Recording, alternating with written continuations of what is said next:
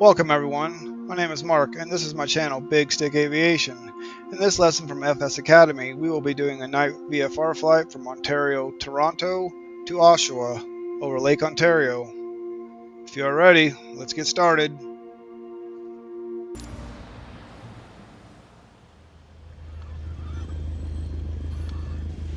Flying VFR at night has some pros and cons, with some differences that you should be aware of.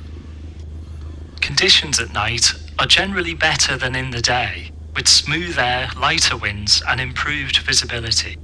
Lit runways and other traffic are easier to see.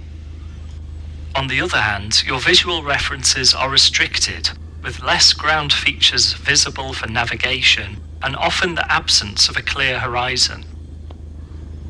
Follow this taxiway all the way to the full-length holding point for runway 08 here at Toronto City Airport. Alright, here we go.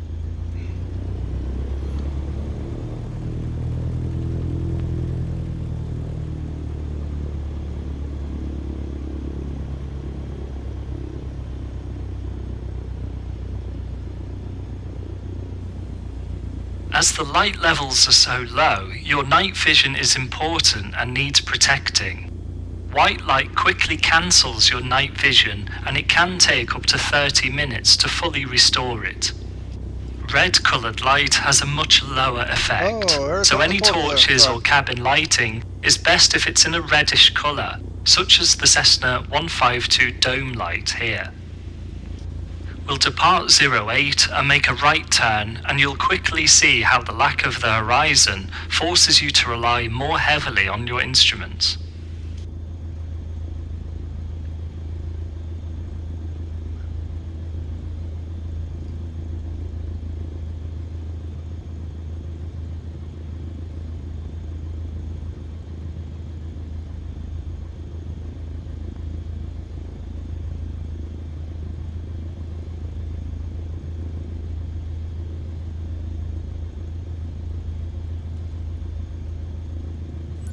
Cessna Foxtrot Sierra Alpha Charlie, ready for departure, runway 08, departing circuit to the south. Sierra Alpha Charlie, roger, cleared VFR not above 2,500 feet, cleared for takeoff runway 08, wind calm. VFR not above 2,500 feet, cleared for takeoff runway 08, Sierra Alpha Charlie. Take off and climb towards 2,300 feet. We'll leave the circuit to the south. Yeah, we should have stopped at that whole line, but we didn't.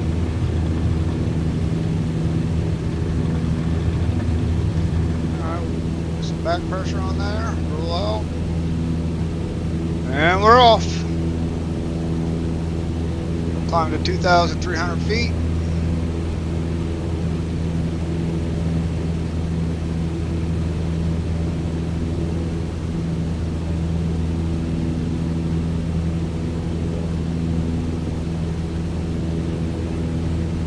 You can bring the flaps up now that we're passing 300 feet above airfield level. Flaps to 0. The climb attitude flaps up gives about 7 degrees nose up on the attitude indicator with 75 knots. Make a mental note of this for later. Now make a right turn to heading 180 and keep climbing to 2,300 feet. Right turn to 180. Climb to 2,300 feet, roger that.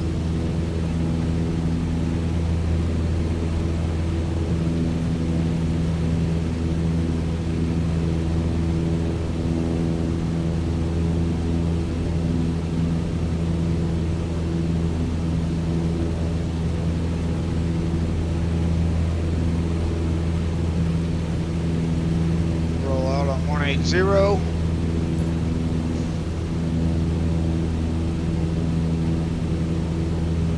As we look out over Lake Ontario in the dark, see how your horizon has already pretty much vanished. Shift your focus more onto your instruments, but remember we're still VFR and need to maintain a lookout. Keep heading 180 for now.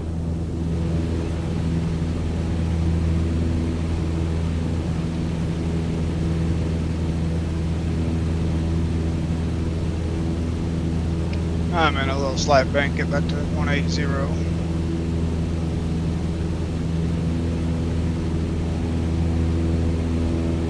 Get wings level.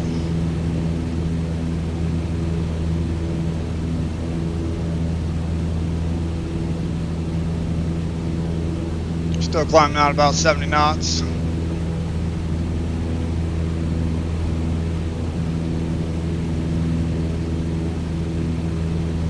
Start to level off. Level off at 2,300 feet using the attitude indicator and VSI to set level flight. You can lean the mixture a little, set power for 100 knots and retrim.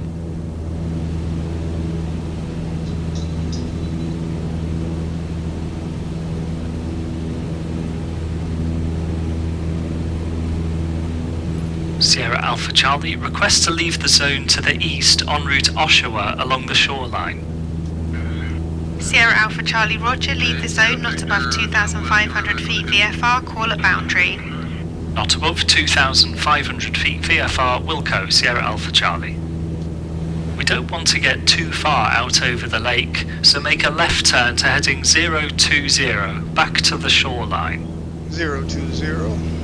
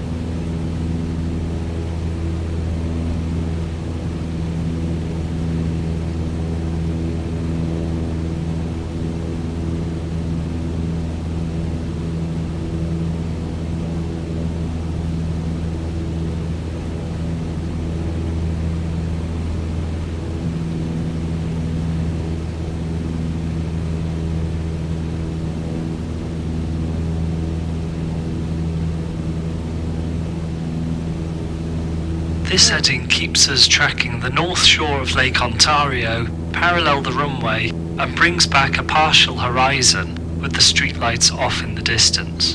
Roll out on 020. Try to use both the partial horizon and the instruments to set and maintain an accurate straight and level. Take us back to the shoreline.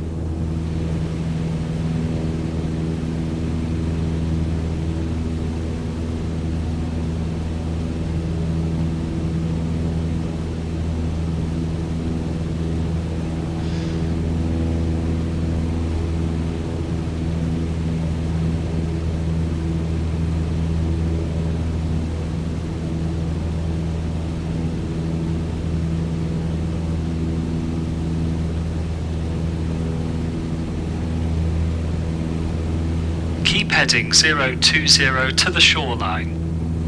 Yeah, I was just compensating for that slow turn that I did.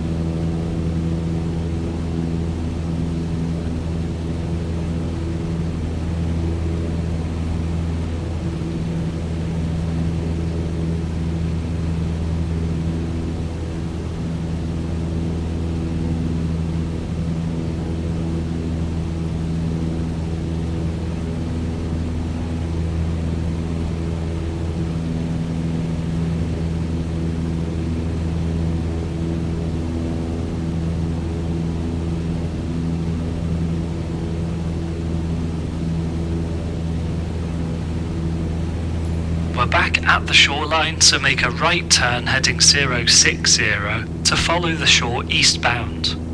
060, roger that.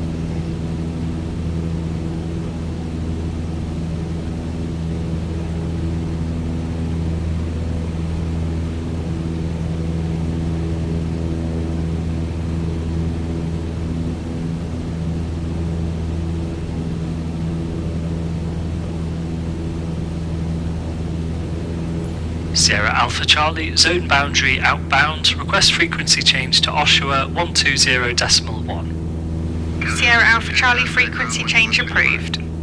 Keep tracking the coast on heading 060 and we'll switch over to Oshawa.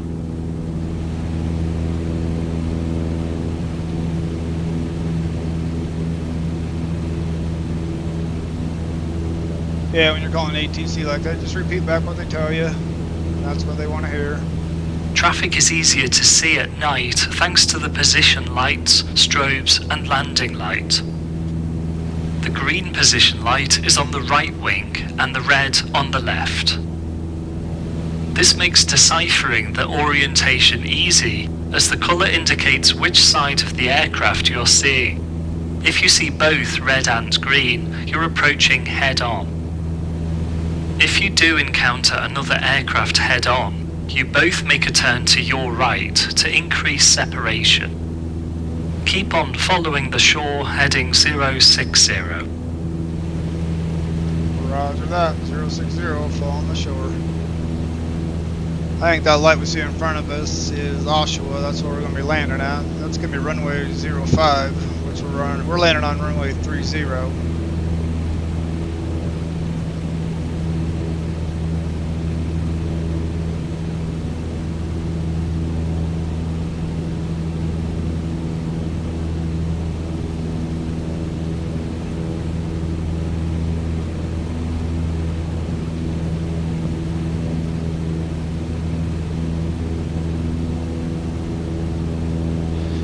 Yeah, this aircraft's so much easier to fly.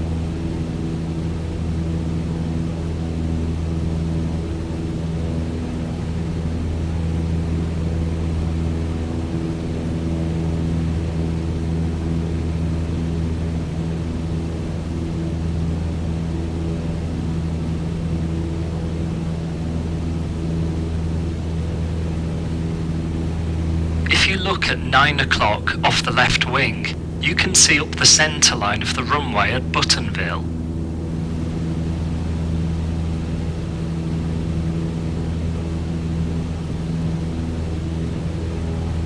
Looking straight ahead over the nose, we can see the flashing runway lights at Oshawa Executive, which is where we're heading. Notice how airports are much easier to pick out at night if they have lit runways. Unlit grass runways can be nearly impossible to spot, however, so those airfields would only be operational during the day. I'll get the weather for Oshawa. Normally an ATIS is available, but out of hours it's an automated weather observation system, AWOS. Oshawa Automated Weather Observation System. Observation taken at 0150 UTC. Wind 270 at 4 knots. Visibility greater than 9. Sky condition view 3000. IFR approach RNP 30. Landing and departing runway 30. Temperature 15. 2.4. Altimeter 29.92. Alright, so we now know it's runway 30 in use with a light headwind. The altimeter is already set to 29.92. The USA and Canada report an altimeter setting instead of a QNH, which is effectively the same but using different units. QNH is reported in hectopascals and altimeter settings are inches of mercury. Altimeters allow settings from either system, as seen in our 152 with the millibar scale on the left and inches of mercury scale on the right. Canada VFR rules require 500 feet vertical separation when below cloud in uncontrolled airspace. Cloud is reported as few at 3,000 feet, so if we stick to cruising at 2,300 feet, then we know we're fine. The USA applies the same rule, but most other countries just require you to stay clear of cloud until above 3,000 feet. Keep flying us towards Oshawa, heading 060. Roger that, 060 towards Oshawa.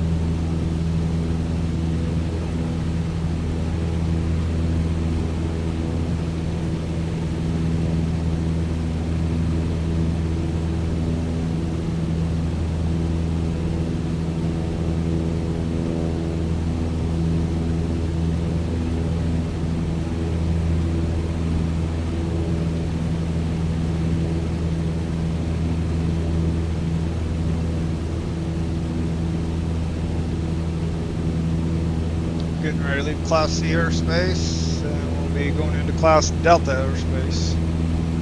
But you still need to talk to ATC in Class Delta airspace.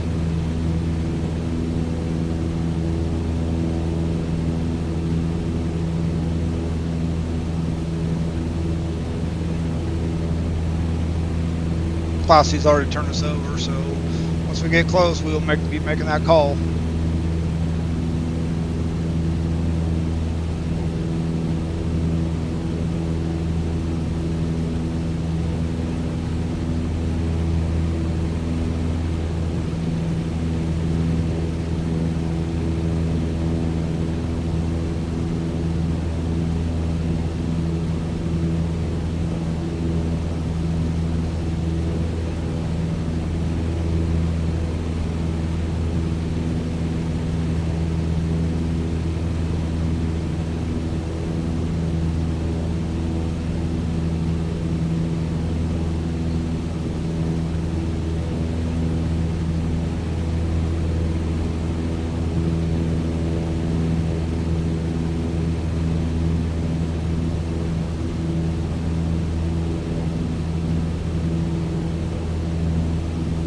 Oshawa operates what's known as a mandatory frequency area. This means a radio is required to fly into or near the airfield. We're getting close to the Oshawa MF zone, so we'll call up and announce our position and intentions. Oshawa traffic, Cessna Foxtrot Sierra Alpha Charlie, 10 miles southwest, 2,300 feet, inbound landing 30 Oshawa. We know from the AWOS that it's runway 30 in use, which is a normal left-hand circuit. In other ICAO countries, we'd make an overhead join, descending on the dead side before joining the crosswind leg. The USA and Canada allow joining uncontrolled circuits straight into the downwind leg from a 45-degree intercept at circuit altitude. The elevation at Oshawa is 460 feet, so start descending now to a circuit altitude of 1,500 feet, aiming for the center of the airfield. Yeah, I just pulled some power. We'll get that descent going to 1,500 feet. That would be 1,000 feet above.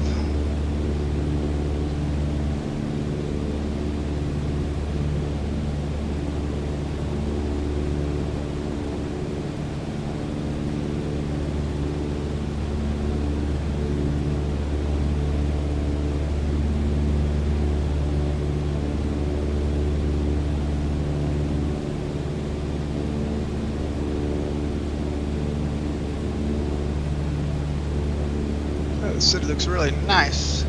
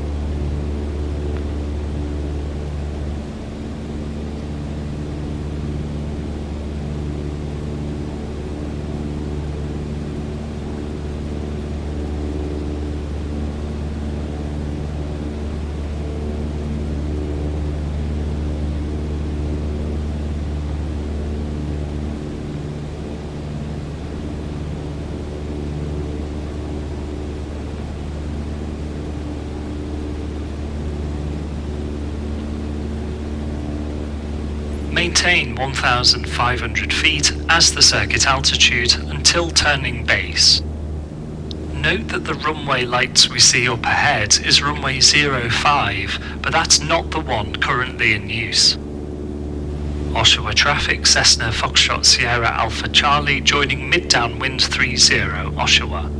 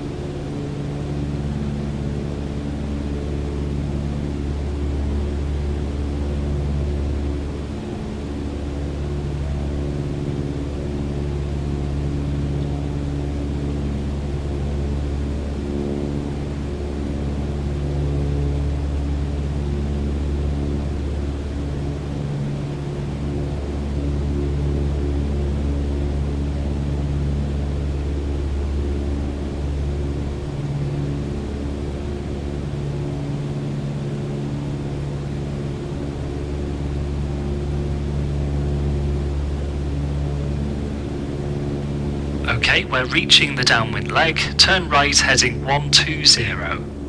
Right turn to 120.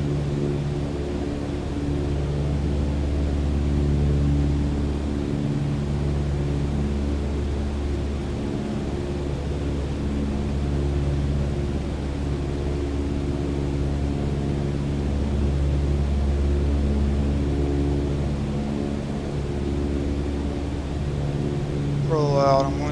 There we go. Oshawa traffic, Cessna Foxtrot Sierra Alpha Charlie downwind 30 Oshawa. Downwind checks, brakes pressured and released, undercarriage fixed, mixture full rich, fuel on and sufficient, instrument T's and P's are green, cabin is secure.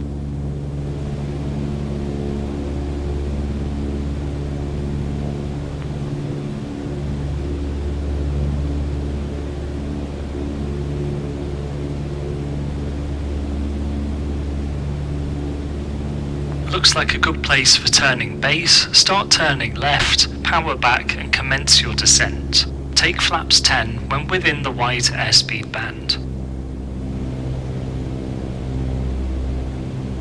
Alright, we'll take first set of flaps. A high-wing aeroplane such as the Cessna is great when en route, as you have a clearer view downwards towards the ground, but turning in the pattern can be a little bit more difficult. Configure the flaps and set your speed as appropriate.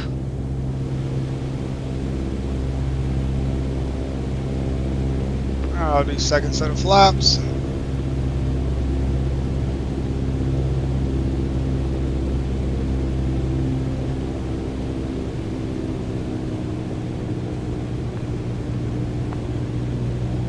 Turn final. Oshawa traffic, Cessna Foxtrot Sierra Alpha Charlie, final 30 to land, Oshawa.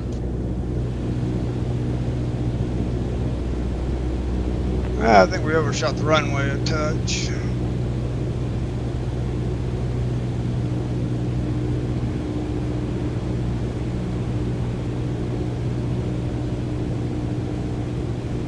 A little bit. We'll get back on it.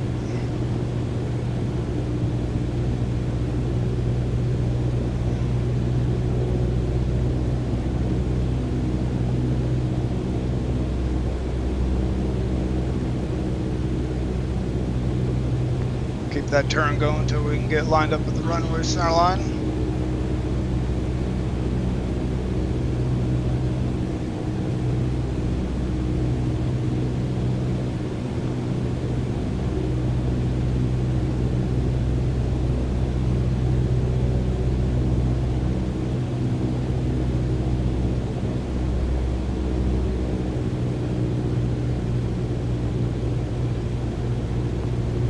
Try to get some aiming point. We'll use the lights, the Valsy lights, to keep us in, so we don't get too low.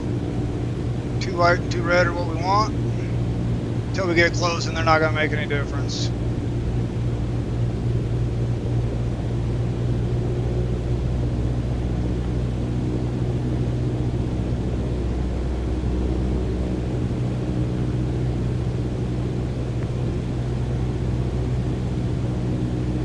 Start powering back a little bit. Let nose up a touch. It looks like we're going to make the runway.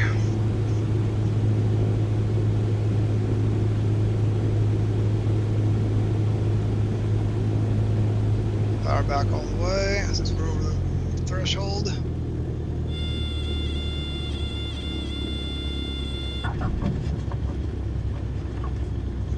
Alright, we're down safely. Decent landing. Let's go to full stop.